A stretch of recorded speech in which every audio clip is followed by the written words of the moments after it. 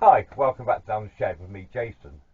So this is just a quick video on the Caravan tail lights, which, if you look at this picture, is very similar to the 85 Sierra Sapphire.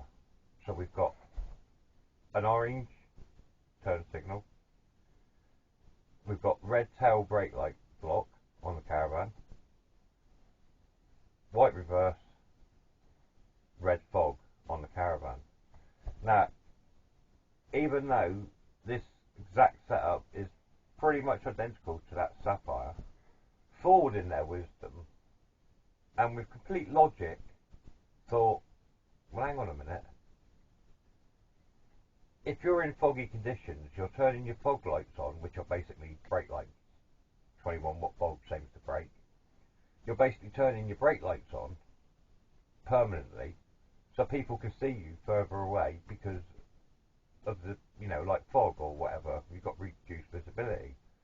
So instead of having a 21 watt brake light bulb in the side light, why don't we put the 21 watt fog light bulb in the side light? And then we can push the brake light far, far away, so when you're braking in foggy conditions, you're going to see the extra light come on, which means, oh, hang on a minute, I can see two bright lights in front of me now instead of one on each side.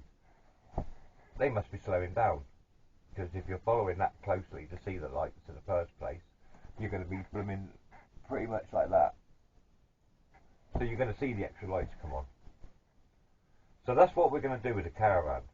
So all basically we've got to do, and I've done quite a few trailers in my time, is swap pin 2 fog light for pin 6 stop light.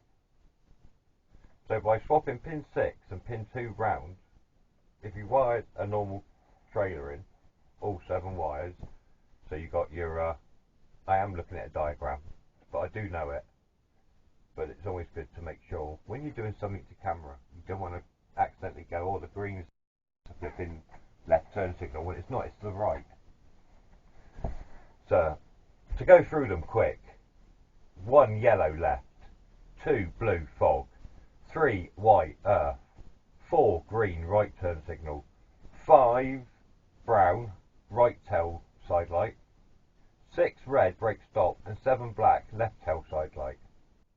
This was recorded on the Sport DV Mini F9 headcam camera, so I just wanted to test the footage. If the sound is piss poor on playback, then we're going to have an issue.